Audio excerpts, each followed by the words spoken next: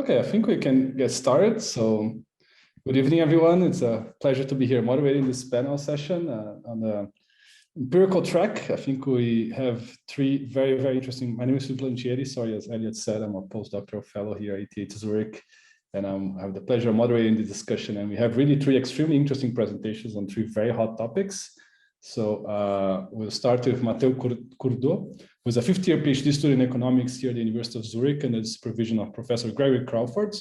And his research really stands in the intersection between economics, computer science, and competition policy, with an objective to provide empirical and computational evidence to guide antitrust authorities in dealing with new and emerging challenges, such as algorithmic collusion and the economic role of data and privacy. So the rules is that you have around 20-25 minutes to present, and then we have 5 to 10 minutes of Q&A, and then we move to Rafael and then to Jacob for the presentation. So Matteo, I'll let you take it from here. Perfect. And oh wait, I cannot share my screen. Interesting. Let's see here. Can I make a co-host? No, I think they have to make a co-host. Alexander, can you make more people co-hosts? Or someone?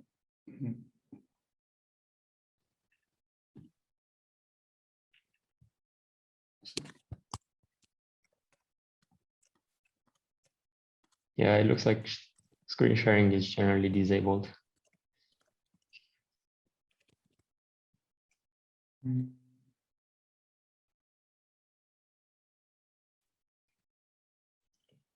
Small.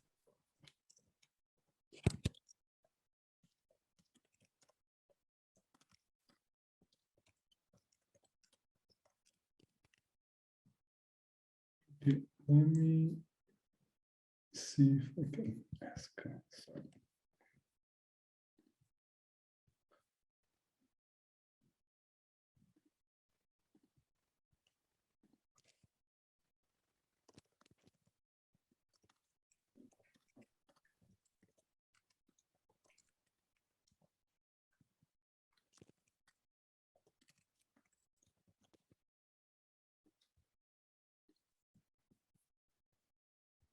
Meanwhile, Matteo, you can talk about your research. Yeah, exactly. I mean, I guess I can also start the presentation. It's definitely unusual as an academic presentation to go without slides, but I can do it. I mean, in general, I was planning actually like attending the rest of the conference to go like less on like into the details and more like giving an overview.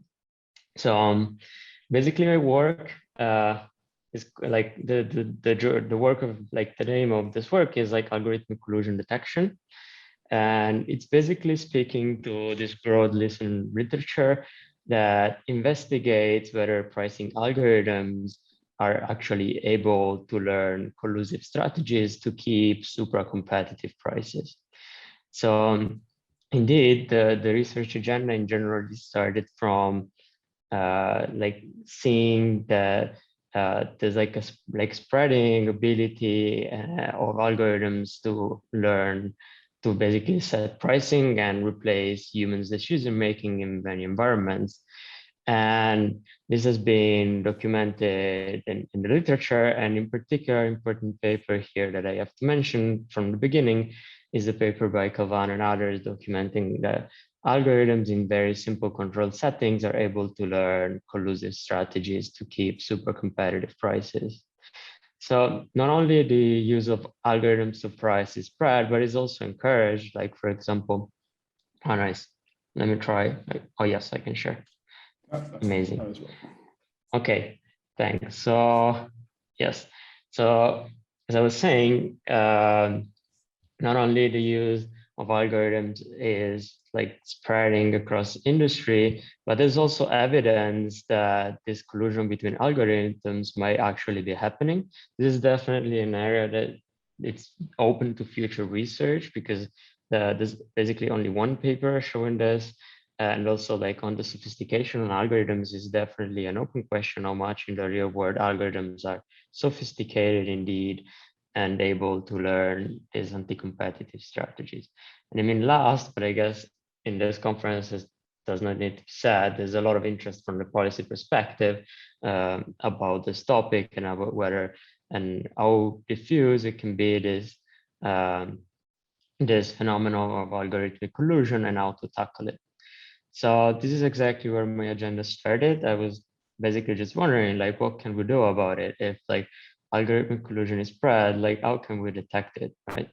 So the first point was trying to understand how to define it. So I'm basically borrowing this definition from this paper, like it's a law paper that really spends a lot of time thinking hard about algorithmic collusion. I mean, in economic terms, what we're actually speaking about is tacit collusion. So we're not really considering the fact that algorithms basically interact with each other or are set basically to just set high prices. But the idea is that algorithms are set to maximize profits, and they learn tacit collusion strategies that enable them to keep these super competitive prices. So one definition is indeed that tacit collusion is when firms use strategies that embody a reward punishment scheme, which rewards the firm for abiding by a super competitive outcome and punishes it from departing from it. So one particular feature that is normally not present when we talk about tacit collusion is that with algorithms, in principle, we could be able to observe algorithm strategies, right? Because they are hard-coded. So with this distinction in mind, let's basically get to the next step. So what is the best way to detect algorithmic collusion given this definition? So I broadly categorize the approaches in 3 big buckets. So the first one is kind of like an ex ante detection of collusion that basically aims at categorizing algorithms into those that have the potential to collude and those that have that don't and instead are competitive, right? And the idea is that like the first should be banned or at least investigated, and the second should be allowed. The second category is basically live monitoring of algorithms. So the idea that try to really understand what algorithms are making the decision on, like what's their motivation for making certain decisions. And this definitely speaks to a like growing literature in computer science about making machine learning and AI basically human understandable. And the last big branch of proposals for detecting collusion is basically like to rely on ex post data. So like, or looking at the algorithm strategies. So especially on the second point, like many, like there's been like this kind of common perception that at least in very simple environments, for example, like the one that I quoted at the beginning of the paper by Calvan and others, it should be pretty easy to understand whether an algorithm is prone to collude or not by just inspecting basically the strategies. So in particular here, the proposal is, since in the paper of Calvan and others, pricing algorithms are allowed to base their prices on their competitor past prices, the idea is that if they were not allowed to do so, so if they were not allowed to condition their prices on their competitors' past ones, they should definitely avoid any collusion concerns. So starting from these quotes, basically my project, first of all, shows that this might not be sufficient. And this is an important, I think, outcome in the sense that it really speaks to the fact that despite these algorithms basically acting according to economic incentives, their structure might make the behavior like less standard, especially for what concerns economists understand behavior. And indeed, what we're going to see is that even if algorithms are not able to condition their strategy on their competitor past prices, they still manage to build, like to discover reward punishment strategy. But basically, the mechanism is different from the conventional one and relies on self-punishment. We're gonna see more in detail afterwards what I mean with this.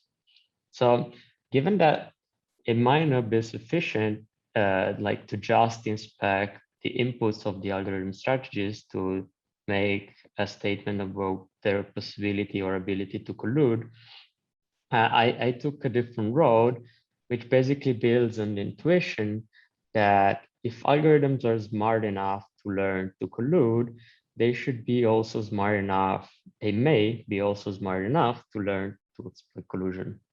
And this is not trivial in the sense that in principle, algorithms could learn basically subgame perfect equilibrium strategies that are basically proof to any kind of alternative strategy by their opponents. But what I show is that indeed they actually are not, because like from how they are designed, they are actually exploitable by retraining a competing algorithm. The problem of this approach, though, is that it's infeasible, because as we're going to see, it basically requires control over all algorithms in the market. So it's fine in a simulated environment, but it's not practical. So the last thing that I do is like propose basically like a feasible alternative, or actually a feasible implementation of the second point, which is basically relies solely on observational data and provides a test on whether algorithms were colluding or not. So this was like the general introduction. I'm gonna skip the literature review for time constraint perspective. I'm gonna give a short introduction now to basically what kind of algorithms we're talking about here. And then we're gonna go into the details of what I'm actually doing. So the algorithms we're talking about in this paper are pure learning algorithms. And you have to say the main reason why I'm adopting this kind of algorithm is because like they've been the standard in this economic literature. And also on the other hand, they are also pretty interpretable with respect to like more complex versions that they basically like capture the core of the mechanism behind most of artificial intelligence, like of most reinforcement learning algorithms, while still being interpretable and understandable. So the idea is that the algorithm has the objective to maximize the flow of discounted payouts. And in each period, it observes a state and has to take an action. And basically, the idea of how the algorithms work is that they don't model basically the environment in which they're acting. So they don't take a stance on the relationship between the observed states and actions and the payoff that they get. And also they don't take a stance on the relationship of state actions and future states, so on the dynamics. Like they don't take a stance neither on the payoffs of the environment nor on the dynamics on the environment. And they just learn basically from observed payoffs and observed state transitions. So a little bit more in detail on how the algorithms work. So basically they rely on what it's called like an action specific value function, which is like named Q, and this is indeed why the algorithm, where the algorithm takes the name. And in each period, they observe a state, and then they take an action in basically two different ways. One way is called exploration, and they just select an action at random. And it's, I mean, of course, it's needed in a sense for the algorithm to learn new strategies. But of course, since the objective of the algorithm is to maximize the stream of discount future payoffs, at a certain point, or actually gradually through time, the algorithm switches from an exploration mode to an exploitation mode, in which the algorithm just selects the best perceived action so far, given the values of the Q function. And then the idea is fundamentally that it observes the realized payoff and state transitions, and it updates the Q function basically with the weighted average of the observed payoffs and in a state S given a certain action. So I'm gonna skip a couple of slides again for the reason of time, but what it's important to note is like what are these algorithm strategies in the end converging to? So they converge to this what has been called like an experience-based equilibrium. So basically, the strategies that the algorithms adopt in equilibrium are optimal given their evaluations, and their evaluation are consistent to basically what they observe. Yes, and importantly, I mean, for those of you with a more game theoretical analysis, this is different from a sub-game perfect equilibrium. So now, like jumping into like my actual work, basically in the first part, as I said, I take the original model of Calvan and others in which they basically showed like in a very simple and controlled environment in which two firms compete in prices. It's all simulated, just in case to be clear, like playing a repeated game. They basically show that they're able to learn this green trigger strategies. So just to introduce the model and kind of to give a reference for what's coming, what the authors find out in the original paper is that equilibrium prices are much closer to the collusive ones than the competitive ones. But this is not per se a sign of algorithms being able to learn collusive strategies. It might just be because of noise. In order really for the strategy to be defined as collusive, you need the reward punishment scheme, which means if you tweak one algorithm unilaterally to basically deviate from the equilibrium actions and kind of like statically basically undercut the prices of their opponent and by this gaining higher profits, this is not profitable because afterwards the algorithm gets punished. So the short-term gains from undercutting your opponent and hence paying a more competitive price are basically eliminated by the long-run punishment that comes afterward. And as I said before, it looks like, at least in this simple controlled environment, the solutions to this may just be that algorithms do not condition their prices on their competitor price. So they should not, in principle, be able to learn such collusive strategies. And what I show is that basically it might not be the case. Like if we allow firms to only condition the strategies on their past actions, these algorithms are still able to learn reward punishment schemes. And this really goes a little bit against common economic intuition. And it really kind of comes out from the actual structure of this kind of algorithms.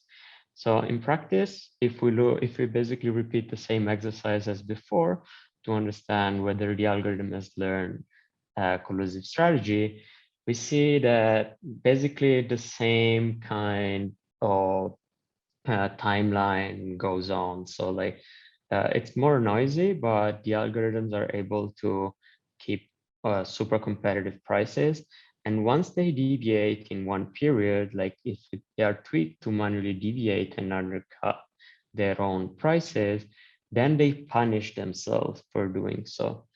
So this is again a little bit counterintuitive and stems from the structure of the algorithms. But what it really points out is to the fact that even simple intuition with this kind of complex algorithms, even in settings in which we think are very easy to understand, might not hold. It might really be that this kind of algorithms find ways to basically like that they're very efficient, right? To basically extract more profits than they should if they were behaving competitively. So yes, this is what I said. So basically starting from this insight that like just like the inspection of the algorithm might not be enough, even when it looks like it's very elementary, the setting, and it's very intuitive. What would prevent collusion, I basically think about what to do given observational data. Just looking at what the algorithms are doing might be deceiving in the sense that it's really hard to say whether high prices are the result to actual collusion or just random shocks, some demand and supply dynamics. So what I build on is this idea that algorithms might be able to actually exploit each other's collusive strategies. So basically what I do in practice is I select the algorithms once they have basically learned the collusive strategies, and I freeze one of the two and I kind of reset the other one to try to exploit the strategy of their opponent. And it's not trivial, again, that they might learn to actually exploit them, because in principle, if they've actually, the strategy that they learned was actually sub-imperfect, there was no way that the strategy could be exploited. Or in other words, there's no way that retraining one algorithm against the other would allow this algorithm to earn more profits.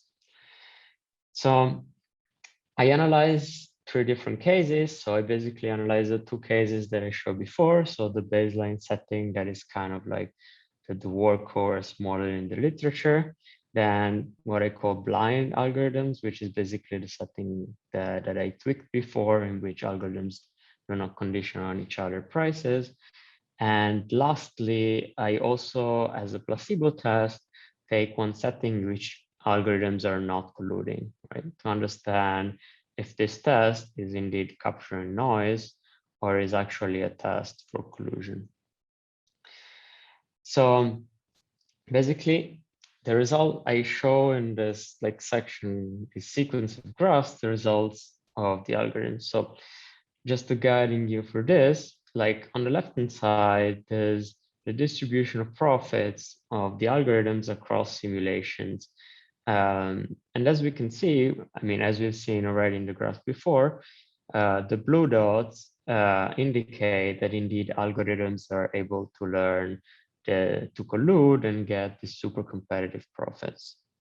Now, if you retrain one algorithm unilaterally, basically you see that this profit distribution is shifted upwards, which means that indeed the algorithm learns to exploit strategy. So if we plot the differences, so the pointwise differences, we see that basically in all cases, the algorithm is able to learn a more profitable strategy. So basically, if is replaying against, if is basically reset and plays again against a collusive opponent, is able to exploit the strategy or the collusive strategy of his opponent. Basically, if we do that in the blind setting, we see the same is happening. Exactly, it's a bit more noisy here. The distribution of profits basically spans or interval between competitive and collusive outcomes. And we can already see that basically here, the algorithms are not always colluding. Sometimes they're actually competing. And indeed, in these cases, basically they map into the gray dots on the right, sorry. So basically this case is in which the algorithm is not able to learn to exploit its opponent's strategy. And lastly, the last test is of course the case in which the algorithms are playing competitive. And this is the least surprising case, but as you can see, if one algorithm was playing a competitive strategy, so basically was always replying, was always statically best replying to his opponent, the other algorithms, if reset and retrained against his opponent, would not be able to learn to exploit it, basically by definition. So this looks like a potential test for algorithmic collusion. And indeed, the idea is really about the fact that these algorithms are kind of are very smart and sophisticated, but they're not really designed to learn subgame perfect equilibrium strategies. So there's room for exploiting them. And the idea is now that what I've showed so far is basically infeasible, because how I did it, in the simulated environment, is really just like take the algorithms and freeze one and retrain the other, but it's of course infeasible in practice for a ton of different reasons. First of all, that you would need control over all the algorithms in the market. So the idea is, can we achieve the same outcome without retraining or without like control over all algorithms? Can we just use observational data to get the same insight? So the idea is the following. Maybe here there's a lot of math. I should have cut some, maybe I don't really know the background of the audience, but the idea is just simply to just let you know that I have 2 minutes to finish, so we can have some discussion. So I think we can jump to that. Thanks. So basically, if you just take the most recent observations in terms of state transitions and payoffs, they should probably be representative of what actually your competitor is doing. So what happens if instead of training the algorithms against the other, you just like basically compute the optimal actions given the most recent observed transition probabilities and payoffs. So basically just really relying on unilaterally observed data. Basically, this is the same graphs, but now instead after what I call simulated retraining, because you're not really retraining the algorithm in an interactive environment, but you're really just retraining the algorithm basically on a fixed amount of data points that are the most recent observed data points. And the idea is that you observe basically the same outcome or a very similar one, in the sense that when algorithms are, if algorithms are colluding, one algorithm is basically able to learn to exploit the collusive strategies and get higher profits. And again, this is the second setting. Basically, the same happens, at least consistently. There's some noise, of course. For sure, an area of research is trying to understand how robust this is to different environments. And again, this is not happening in the case in which algorithms were actually competing. So retraining the algorithm doesn't learn any different strategy. And I guess that's it. So just basically to give a brief summary now, because I recognize I've been going super fast just to show you everything. The idea is that in this kind of agenda of detecting algorithm collusion, it might not be so simple to just rely on intuition on what the algorithms are able to do given what they observe and how they're structured, even in the most simple settings. And on the other hand, tests based on basically let's say the intelligence of the algorithms themselves seems to work, in the sense that it seems that indeed, if algorithms are sophisticated enough to learn these complex strategies, are also sophisticated enough to learn to exploit them. And it looks like you can get this insight just from observational data. Okay, thank you. I think I'm gonna stop sharing. Thank you so much. And we're running a little bit behind schedule, so I think we have 5 minutes for discussion. And I wanted to stress that, I mean, this paper is really interesting and fascinating. And for people who are early, I think we're not there, Matteo, yet, because it's too early for you. But on one of the panels, one of the commentators was talking about this and said, one of the worst things that we have no way to discover algorithms are colluding. And I was like, no, we do actually have a presentation on this evening. Tune in to check it out. Yes, it was very unfortunate. I could follow basically. Yes, I also, because of other appointments, I could follow the last 1 hour. Yeah, no, it's okay. But I wanted to start by asking you a question. So All this is very interesting. What I was thinking is that we normally don't think in antitrust that follow the leader strategies, where like have a leading company and the other company just matches prices, are collusion, right? They're not cartels. And for nerds, there's actually a very interesting discussion in one of the cartels, an aviation cartel, where one company follows the other and they're trying to see if they're just responding to price increase, or how fast could someone run to deliver a price order to someone else, and becomes very abstract discussion here. So would your filter, let's put it like this, understand follow the leader strategies as a potential collusion or not, and why not? This was something that I really didn't understand, if you're just measuring the response that it would have. Yeah, it's interesting. I mean, I guess it would, in the sense that it's really a non-sophisticated strategy. So in this sense, it would easily be exploited by this kind of algorithm. Because indeed, in the end, like the problem of like this price matching strategy is that it is not a competitive strategy, right? In the sense that firms are not really trying to undercut each other prices to gain market shares. This is, I mean, it's really just price matching as it is.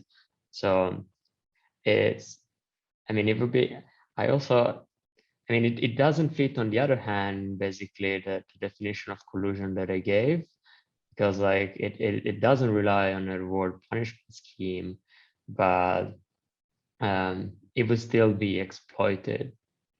Because in a sense, it's kind of like the idea is that this also, like basically what I've shown, can in a sense also gives a test of what it's a competitive strategy, at least in terms of algorithms. And as we've seen, like playing like static Nash equilibrium is competitive, because like there's no way that an algorithm can exploit it. Mm-hmm. Yeah, okay. No, I think this makes sense. And if anyone has any questions, raise your hand. Can still, otherwise, Eileen, please go ahead. Hi, Matteo. I really enjoyed your presentation. I was wondering to what extent you've thought about how this could be extended to zero price markets. Is it, I'm thinking, how would we discover that? I can't think of a good example, because maybe they're already all monopolies and there's no collusion needed. But imagine, in the case of a duopoly of social media, how would we discover that they were somehow colluding on the content they offer? Or the degree of privacy invasion, or all these sort of non-financial indicators that people say are the real ways that consumers are paying? Yes, this is a super interesting question. I guess to a first extent, I mean, at least what an economist would reply is that in the end, like some other measure is your price. If they're not competing on prices, they're probably competing on something else. And let's say at the first approximation, it could be privacy, right? And then you just shift basically the whole framework in a competing for privacy framework.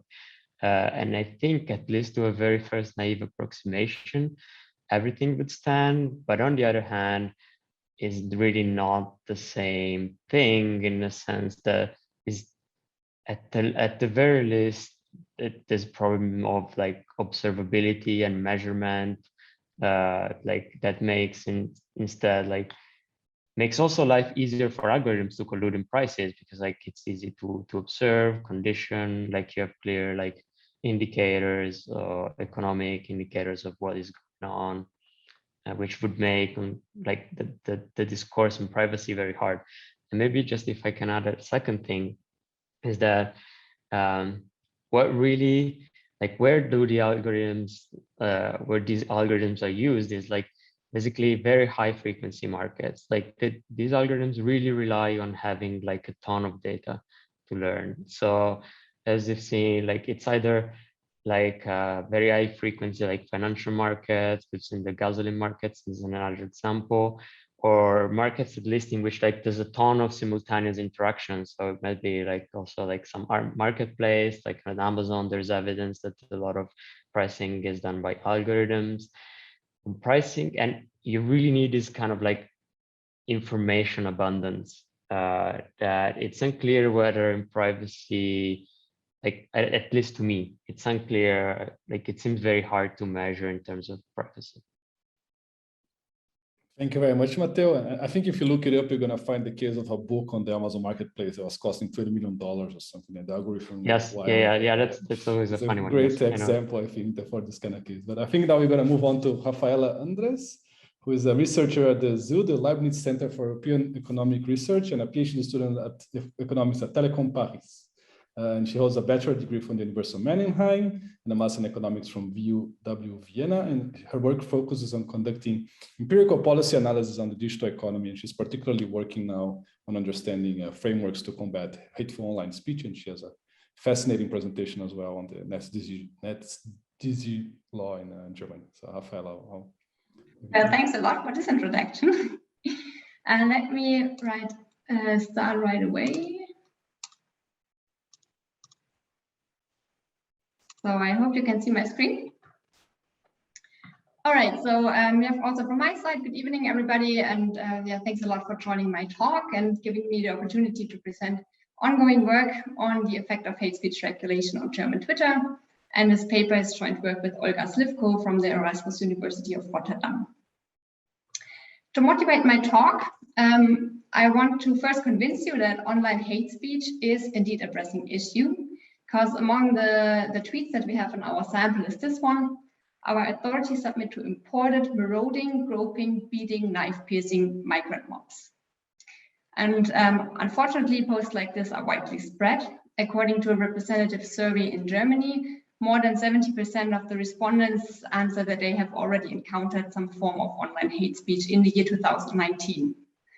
And consequences of being targeted by online hate speech include emotional stress, fear, and reputational damage on the individual level, and also societal segregation and xenophobic attacks on society level. What to do against online hate speech is an ongoing and also an international debate. And in the heart of the debate are kind of the two opposing forces of freedom of speech versus safety, as Mark Zuckerberg called it last year. Freedom of speech might be threatened by the so-called overblocking. Overblocking means that if there is a legal regulation in place that obliges platform to delete specific content, then these platforms might pursue the better be safe than sorry strategy and delete too much content and therefore restrain the freedom of speech. So should platforms self-regulate? This might also not be the optimal approach, since there is still a lot of online hate on the platforms, although many voluntary initiatives already exist. For example, Twitter itself has the Twitter Code of Conduct. And one reason why there is still a lot of online hate on the platforms might be that the platform's business models affect the incentives to moderate content. So if you have, for example, an advertisement-based business model, as for example Twitter has, and Facebook and many more, it might be optimal for the platforms to keep extreme content on the platforms, to also keep the extreme part of the user base working on or being on the platform to increase advertisement based revenues. And due to this incentive incompatibility, many countries as well as the European Commission are thinking about a legal framework to combat online hate speech. And one of the famous examples that I guess you all know is the European Digital Services Act that is being designed right now. And Germany was the first country to introduce a legal framework to combat online hate speech. And this framework is now setting a guideline for other countries and entities. However, this framework has never been empirically evaluated. And this is where our paper wants to contribute to the ongoing discussions. So in this paper, we empirically evaluate the effectiveness of the German law in reducing hateful speech. And the German law, which is called NetzDG, I will explain it a bit in more detail. It will be used as a natural experiment. And since the law is restricted to users located in Germany, we will employ a difference in difference framework and compare the language of similar subgroups in the two German-speaking and neighboring countries, Germany, which is the treated group, and Austria, which is the untreated group. And by doing this, we measure hate speech with a variety of measures that are all related to hateful speech. So for example, we look at scores that measure the probability that a tweet, for example, is an identity attack. And we think that using several, so to say, subcategories of hateful speech is very, very important, and also a strength of our paper, since the term hate speech is very blurry and no international valid definition of hate speech exists. So what we find in the end is that the law is effective in reducing hateful speech. Both the probability that a tweet is unlawful, so for example, an identity attack, and also the number of potentially unlawful tweets is reduced in Germany after the introduction of the law. However, on the other side, we also find that the user engagement measured by the number of likes increases with hateful tweets. Concerning the literature, our paper is related to several literature strands, for example, the literature on social media and hate, which shows that hate on social media does not only stay on social media, but also translates to real-world violent acts. And we contribute to this literature by demonstrating that a legal framework can mitigate hate on social media, which could, in a second step, also prevent real-world violent acts. There are also theoretical contributions on content moderation of social platforms, and they demonstrate that legal regulation is needed since the incentives of platforms might prevent an optimal level of content moderation. And we contribute to this literature by empirically showing that such a law can indeed complement platforms' own content moderation efforts. We also know of 2 empirical studies on content moderation in the context of hateful speech. And in both studies, content on the platform Reddit is removed and subsequently analyzed. And these 2 studies come to different results. While Chandrasekaran et al. Find that the subsequent content is less hateful, Srinivasan et al. Don't find any effect of the content moderation. And one critique that we have about these studies, of course, besides yielding mixed results, is that they use dictionary approaches to measure hateful speech, although we believe that words alone cannot fully capture hate speech. So for example, sarcasm and violence is often not captured by simple words.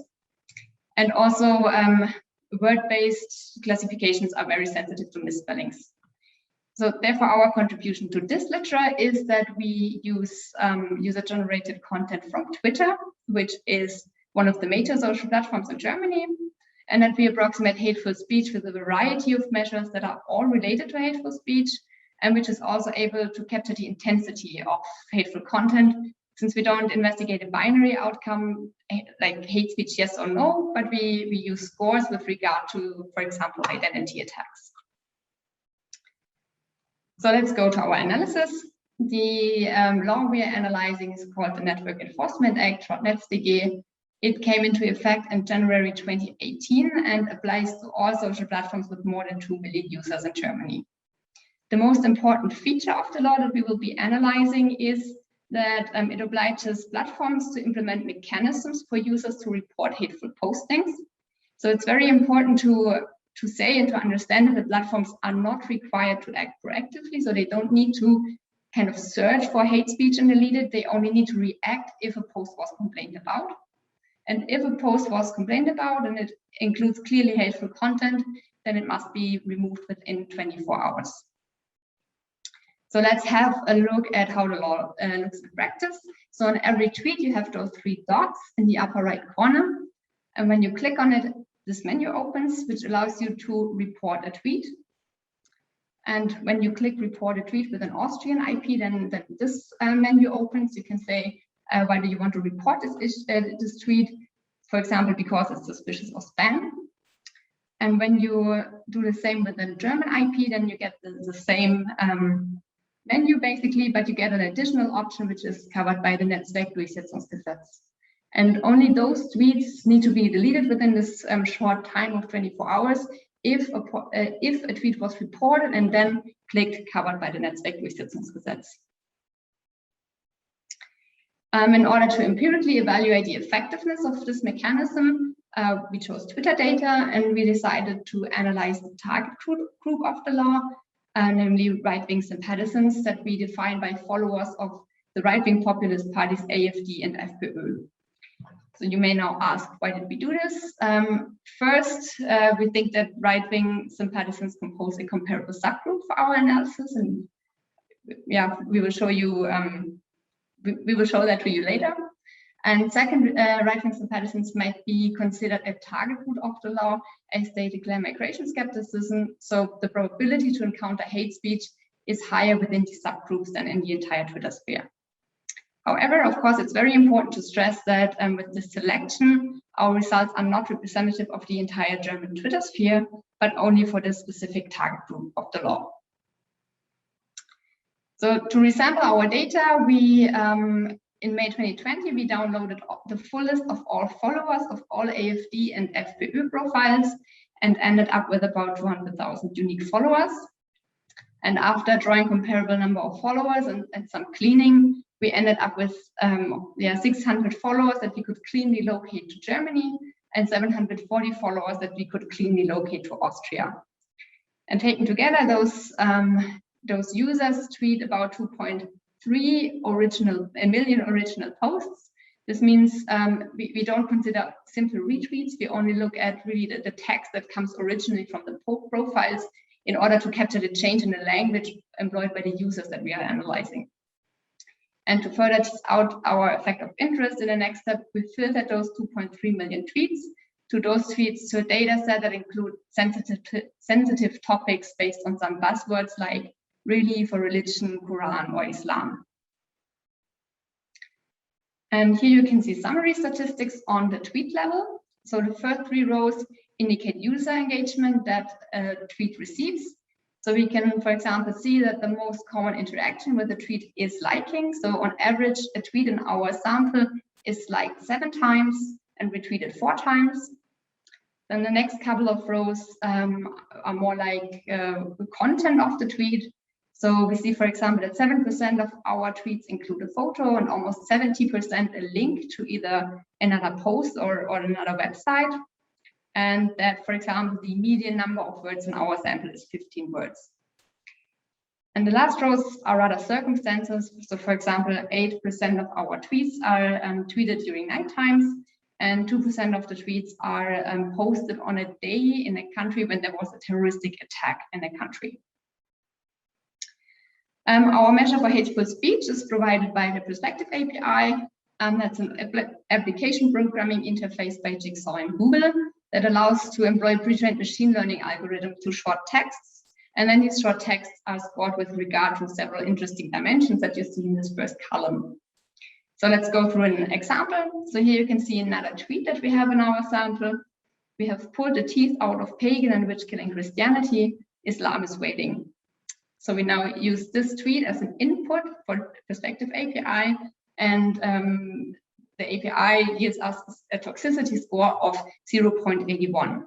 And toxicity is defined as a rude, disrespectful, or unreasonable comment that is likely to make people leave a discussion. So the same is done for all the other outcome variables that you see on the left. Due to time constraints, I won't go through all the definitions, but most of them are very easy to understand, like threat, identity, attack, and insults.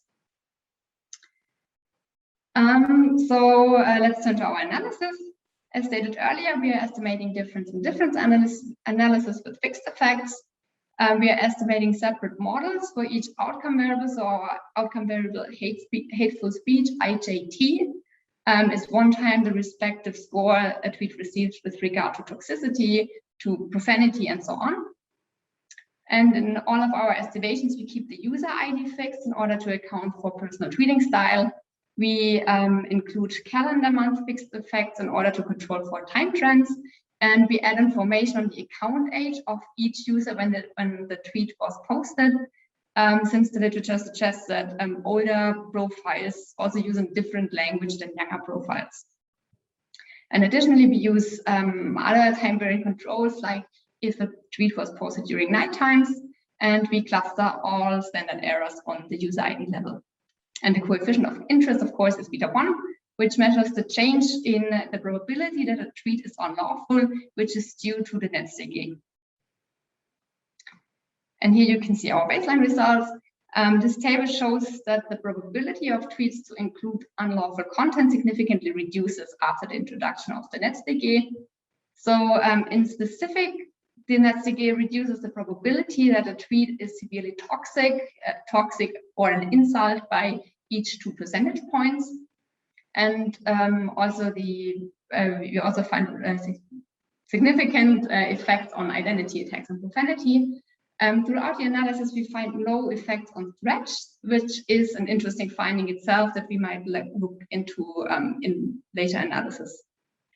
And these results that you see here are very strong and robust in several timing and sample composition tests. However, what you also might see is that the effect sizes seem to be rather small compared to the average prevalence of our outcome measure in the sample. So in this line here, mean of outcome, you see the mean of the outcome variable throughout the sample, which means that when we look at severe toxicity, on average, the intensity in terms of severe toxicity is 0.3 in all of our tweets. Then this is reduced to 0.28 in Germany after the law. Crucial for the interpretation of our results are, of course, the parallel trends assumption, which hold for all outcomes.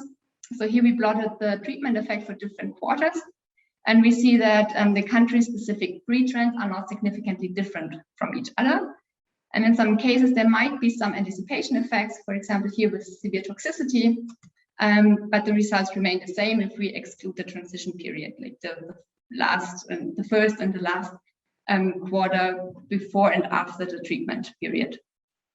And after the introduction of the law, all coefficients and also most of the 10% significance bands are below 0. To understand potential mechanisms of the law, we looked into heterogeneous treatment effects and find, for example, that a reduction in hate speech seems to be driven by especially relevant users, namely users that we defined as having been hateful before the introduction of the law. So we defined hateful accounts in the pre-period by estimating the user-specific average probability of all his or her tweets prior to the NetzDG in all dimensions, and classified those users as hateful whose average score of hatefulness exceeded 0.5. And as you can see, the interaction of the treatment effect with the dummy that a tweet was sent by a previously hateful account is significantly negative. And this means that the reduction in probability that a German tweet is unlawful is driven by a reduction in tweets posted by previously hateful accounts. And this hints at the fact that the law seems to be successful in targeting non-compliant accounts. In the next step, I want to show you that also the volume of tweets containing potentially unlawful content reduces. What we did here is that we set up a panel at the user month level, such that per user per month, we have the total number of tweets that are potentially unlawful according to the Perspective API. And a hateful tweet was defined as a tweet for which the probability of, for example, being severely toxic is higher than 0.5. And the results you can see correspond to the log number of unlawful tweets, such that the effects can be interpreted as percentage changes. And again, we find that all coefficients except for threat are all are negative, but except for threat, all of them are significant. However, we lose a lot of significance. But still, we find that the number of identity attacks per user month decreases by 11%. And here at the bottom, I again wrote the mean of the outcome variables without logs. So let's go through an example again. When we look at identity attacks, on average, each user in our sample posts 9 identity attacks per month, and this is now reduced by 11%, which means that there's now roughly 1 identity attack less per user per month in Germany after the NetzDG. However, there seems to be a grain of salt, namely that the user engagement with these tweets seem to change after the law. User engagement is measured by the number of replies, retweets, and likes that a tweet receives. And due to time constraints, we only show the analysis for identity attacks. And in order to analyze if the user engagement with hateful postings changes after the law, we employ a difference in difference design and compare user engagement with German and Austrian identity attacks and normal tweets before and after the NetzDG. And now this table shows that identity attacks in general receive more user engagement. The coefficients show that, for example, identity attacks have on average a 4% higher number of retweets and an 8% higher number of likes. And after the NetzDG, this effect even increases by another 4% in terms of the number of retweets and 6% in terms of number of likes. And for other measures that we don't show for now, we find a very robust and significant increase in the number of likes as well, but not a robust increase in the number of retweets. So we by now need to be careful with the interpretation. However, these findings implies that although the NetzDG seems to successfully reduce the absolute number of original identity attacks, it increases somehow the consent of the unique and lawful posts. And this leads us to the conclusion that the NetzDG is successful in reducing potentially unlawful tweets for the German target group of AfD followers. And we find that both the intensity as well as the volume of unlawful posts is reduced, and these effects are very robust to different timing and sample composition tests. However, we also find that the effect sizes are rather modest, especially if we keep in mind that we are analyzing highly targeted content, namely migration and religion-related tweets by right-wing sympathizers. And additionally, we also found that the user engagement with potentially unlawful posts increases due to the law. The reduction that we find in hatefulness can be explained by three potential mechanisms. The first might be a pure direct policy effect, since Twitter needs to delete illegal content due to the law. A second might be that single users adapt their tweeting style as they know about the increased propensity that their unlawful posts might be deleted. And a third mechanism could be that extreme users exit Twitter and move to other platforms. Since our data is drawn ex post, we can unfortunately only observe the at that time still existent tweets and cannot distinguish between those three mechanisms. There is evidence of platform migration, since Telegram observed a high increase in hateful posts after the introduction of the law, since at that time Telegram was not considered a platform yet and didn't need to comply to the NetzDG. And this has changed now, so Telegram must now also comply to the NetzDG, so it might be very interesting to track the evolution of Telegram postings before and after it needed to comply to the NetzDG. Yet overall, our results suggest that the NetzDG, which is the first attempt to lawfully moderate user-generated content, can influence the dissemination of hateful speech, even in the presence of house rules like the Twitter Code of Conduct, and can be a tool to combat the spread of online hatred. However, we also show that more needs to be done to increase the effect sizes and to reduce the spread of potentially unlawful posts.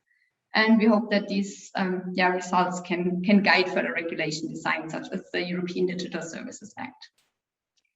Yes, that's all what I wanted to show you for now. As I said, it's work in progress, so any feedback, suggestions, and questions are warmly welcome. Thank you. Thank you very much, Rafaela, and another fascinating presentation. I think that, like Matteo, this really is an area where we're kind of navigating blind. We have so many changes in policy and we don't understand their impact. So I think this is fascinating. And it's such a complex area. I remember reading a paper a couple of years ago called the Salah effect. I don't know if you know this. And was a paper also looking on Twitter and looking at hate speech on Twitter.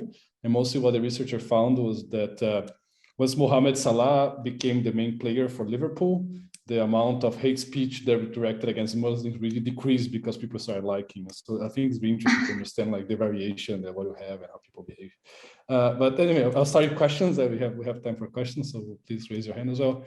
One thing that I was thinking is that there's a separate mechanism that I think you don't really think much, but that it wouldn't really change your results, is that as far as I understand it, NetzDG is a criminal law, right? So everything that has to be removed is in theory a crime under German law.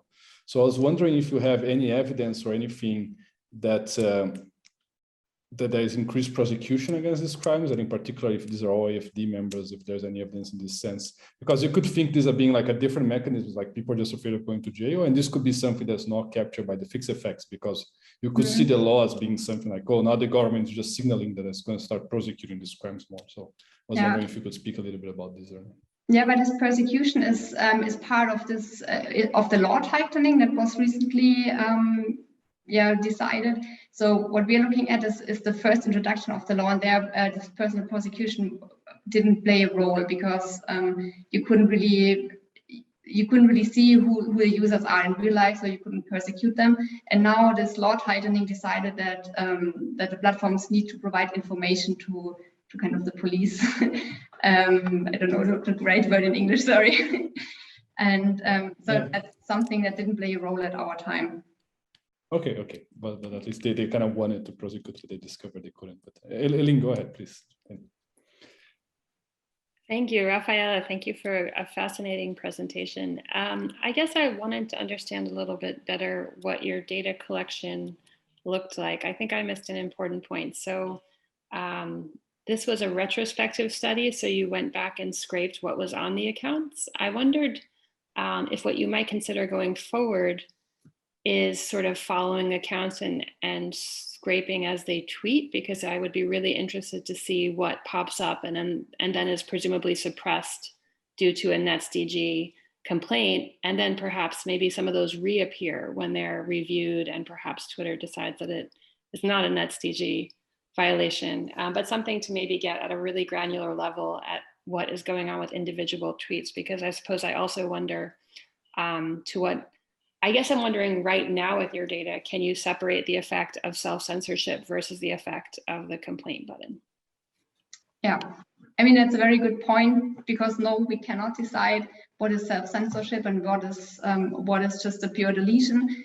And yeah, we've thought a lot about it, and with the data that we have, we cannot say it, and we now really think it's a great pity. So we are also thinking about new ways to crawl the data. I mean, then of course we can't really use the introduction of the NetzDG as an external cutoff, which would give you some external variation. So we would need something else to make it really causal. So we haven't come up with a great idea of that yet, but it's definitely a really valid point. Yeah.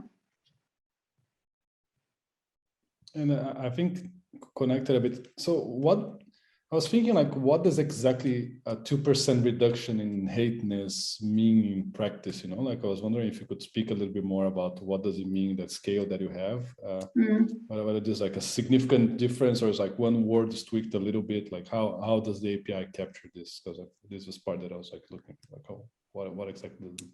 Yeah, and to be honest, Olga, I think it's not really our place to say it's enough of a reduction or it's not enough of a reduction, because I mean, our job is kind of to see, is there a reduction, and kind of just to quantify it. We wanted to make it a bit more approachable by this panel estimation, where we kind of define, okay, we say each tweet that has a probability of being severely toxic above 0.5, so it's rather severely toxic than it is not severely toxic, to have kind of an amount or a difference that or a number that you can kind of grasp, so that we can say there's one identity attack per user per month less. But other than that, it's quite difficult. I mean, we think that a 2 percentage point decrease in intensity is not a lot, but in fact, that's something that the policymakers would decide, and not we. That's not what we decide. No, I think it makes sense, and I think that the other results are also consistent and they're very interesting by themselves. So thank you very much for the presentation. Now we move to the final presentation of Jacob Mirani, who is also at ETH Zurich and is actually right next to my room. And Jacob is a PhD student at ETH Center for Law and Economics, and he's exploring automated tools to detect privacy violations, as we're just about to hear. And he holds a bachelor in law and a master's in law with study visits at Humboldt University of Berlin and the University of Zurich and Basel. And prior to joining ETH, Jacob worked as a junior associate for a corporate law firm in Zurich in competition and regulatory practice. Jacob, it's all yours.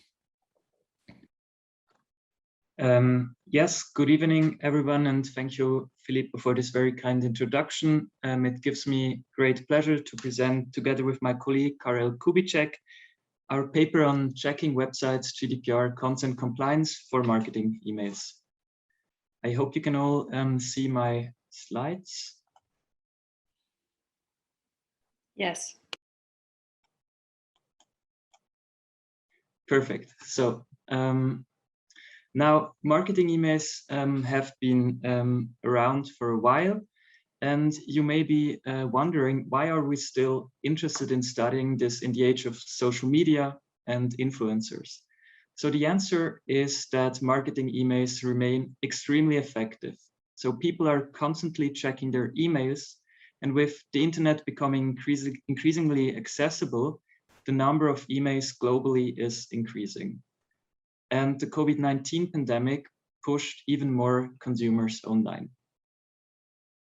So we will look at the legal requirements shortly, but as you all might know, we do have laws that tackle unsolicited marketing emails, especially European privacy and unfair competition rules. However, there is at least some anecdotal evidence, and our study confirms this, that the legal provisions are not sufficiently complied with and enforced. So our main motivation is to close this online enforcement gap, and we do want to do this by creating a novel and cost-effective approach to enforce small claims. So, for example, with software running on consumers or privacy advocates' computers, and with the automated detection of legal violations, we could effectively protect millions of consumers on the internet. So when it comes to regulating marketing emails, the following regulatory models were often considered by regulators. So on the left, you can see the opt-in model. This means that marketing emails are prohibited unless the user has specifically consented. So prior consent plays an important role. On the other hand, the opt-out model generally allows marketing emails and shifts some responsibility to the consumer who has to actively opt out. So this is, of course, a bit simplified. There is, for example, a so-called soft opt-in model in between. And we also see that there are efforts of self-regulation within the advertising industry itself. But it is an essential pillar of legal efforts against unsolicited marketing emails. Or it was, the adoption of an opt-in model was like a real essential pillar of all legal efforts. So this leads us to the European Union's e-privacy directive that has established such an opt-in requirement at a European level.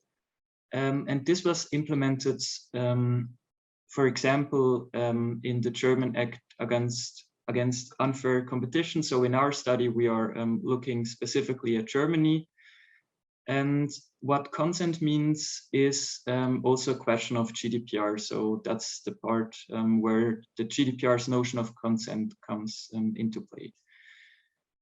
So in addition to this opt-in requirement and the GDPR's notion of consent, there are further measures in many different European and national laws, often with the aim of achieving more transparency. For example, there is the requirement of providing a legal notice in marketing emails. So therefore, the legal landscape involves further sources such as the e-commerce directive, the unfair commercial practice directive, and the German Telemedia Act. So as you can see, this is all a very complex interplay between different legal sources and between European and national law. And I probably should have given you a warning up front that this slide was especially dedicated for lawyers in the audience that are familiar with EU law. So let us go back to our study. So we tried to manually register to 1,000 websites, and we were successful in almost 2/3 of them. So we also generated a unique email address for each registration. And during the registration, we annotated each website twice with 21 legal properties. So here you can see some of these legal properties. The thing on the right side is our annotator interface. And I can just show you some of our legal properties. For example, we were annotating if somewhere on the website there was some remark about consent to marketing emails, or we were also checking or annotating if there was a specific box to give consent to receive marketing emails. And here, of course, we were also looking at if this box was forced or if this box was already pre-checked, and things like these were somehow mirrored in our legal properties.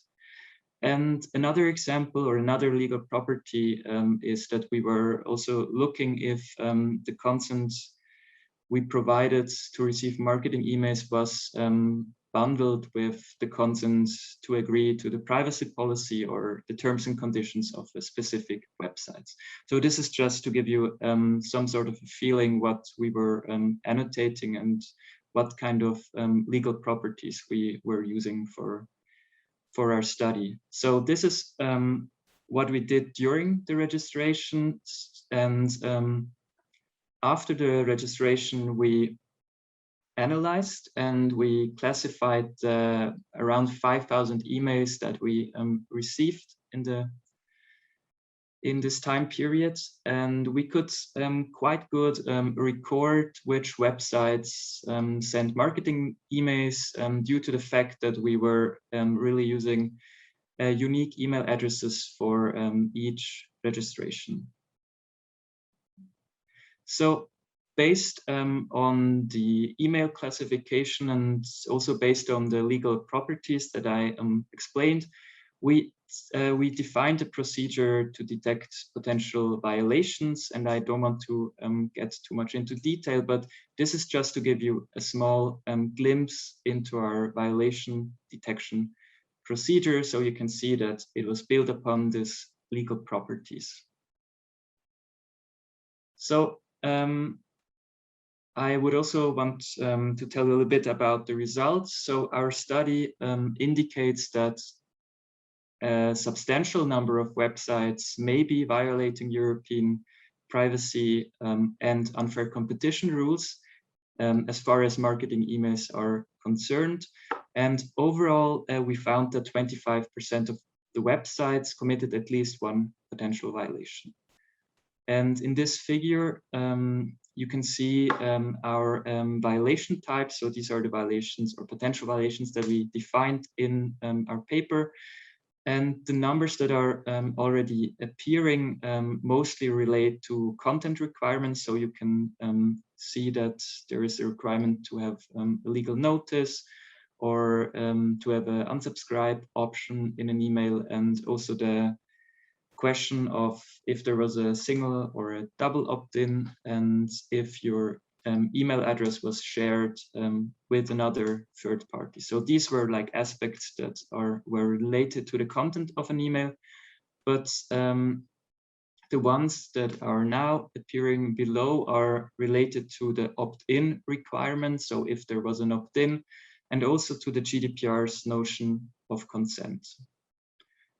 So this is just our study in a nutshell. So we are currently working on further studies, so to analyze compliance across industries, for example, or firm size, and across jurisdictions. And we also aim to automate the procedure. And for this, I hand over to my colleague, Karel. Thank you, Jakob, for explaining the background and our current results. And I would follow with the future steps that we are having now. So given that you've seen that these violations are common on 1/4 of websites, we understand the need of enforcement. And if we would like to protect millions of consumers, then we would need to scan more than just 1,000 websites, which we did manually in our study. And in order to automate the process, we face the following 3 main challenges. We need to label the registration forms similarly as the annotators did in the manual study. We need a crawler that would automatically register to websites using the unique email address, and as a cherry on the top, we would like to report the observations to both the regulatory agencies and also to the service providers. I will now cover the first two. Yes, so first decision that we had to make is how we would like to classify the legal properties in the form. And for that, we have to decide what will be the features used for the classification. So we can use the screenshots and image classification, which would use similar input as humans that actually interacted with the websites. Next, please. The alternative is that we can use directly the HTML source code. And despite all the progress in image classification and segmentation, these techniques require significantly more training data. And that is mostly because the registration forms can have very different visuals based on the styles that are defined for them. With the HTML code, no, please stay. With the HTML code, the information, there's more information that is actually not visible. For example, several of these lines are having the keyword required, and we can use that actually to help the decision, the classification and later the decision procedure. So now next, let's look at selected properties. In this case, on the left side, we are seeing the registration form for Spotify, and we have here a selection of two very easy properties. So does it contain this form a marketing checkbox? For that, with the features as I described them and with more detailed feature processing, we achieve accuracy of 85%, so some reasonable accuracy. For terms and conditions, the wording of such statements is usually even simpler. It usually contains the keyword terms, so the accuracy reaches up to 97%. But if we look at other property, and that is if the checkbox is forced, so if it's required to tick it, then the accuracy drops. And especially in the case of marketing checkbox, this drops quite significantly. And with such, and this accuracy is, by the way, balanced accuracy. So with such accuracy, we would have significant troubles to not do any false positives, like falsely detecting some violations. Luckily, we don't need to actually use machine learning for all the aspects. As I mentioned in the previous slide, there's the keyword required. That is, most of the cases, it will actually determine if the checkbox is requested to check or not. And we can decide this totally deterministically. For the explanation, please next. We try to analyze like why is the performance dropping, and in the last column, this is number of positive samples in our training data set. And while, for example, the marketing checkbox is present on almost 1/3 of the websites, the checkbox is forced by only very few websites. So it was forced by 13 websites, and that is very small data set for the amount of features. And for that, the machine learning model has trouble to detect the property itself. So that is mostly the explanation why it performed worse. Please next. Next step that was in the first node actually of the decision procedure was if the website is sending us any marketing emails. For that, we need classification of the emails, and that is pretty much the school example of machine learning. If something is spam, and in our case, it is classification if email is servicing or marketing. And given the number of samples, 5,000 samples, with both of the groups represented fairly often, we achieve accuracy of 98%. So we're not trouble with this. The other aspects that Jakob showed that we can detect, these don't need really machine learning. So for them, we can detect them by some simpler rules. Please next. Now here will be a video which is showing the crawler that we are having. Yes, you can start it. So this crawler starts with loading the index page of the website, and it starts scanning for keywords that would lead to either login page or registration page. Here, there is in the corner anmelden, so directly the registration, then it proceeds to this. Then it scans the registration form and it detects, based on the description in the labels, what are the input fields. So it interacts, it fills, for example, the unique email address, and then it starts solving the CAPTCHA here and then submits the form.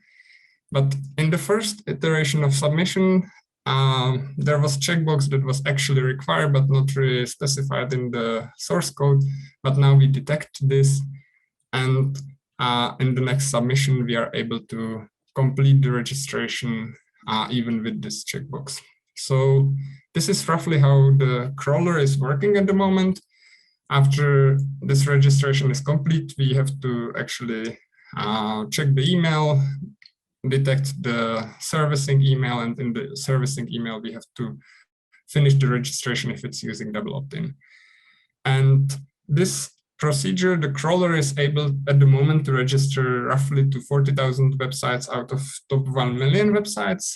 And we have some ideas how to improve it, but keep in mind that from the top 1 million of worldwide websites, not all are eligible for our study. So only those that are provided for European consumers are eligible, plus not all the websites are containing authenticated section. So that is to the crawling. And with that, I would like to conclude the presentation and thank you for your attention. Do you have any questions? Thank you very much, Jakob and Karel. I think this is also another fascinating work, and I was particularly happy when I read it because for my final PhD paper, I actually did a survey.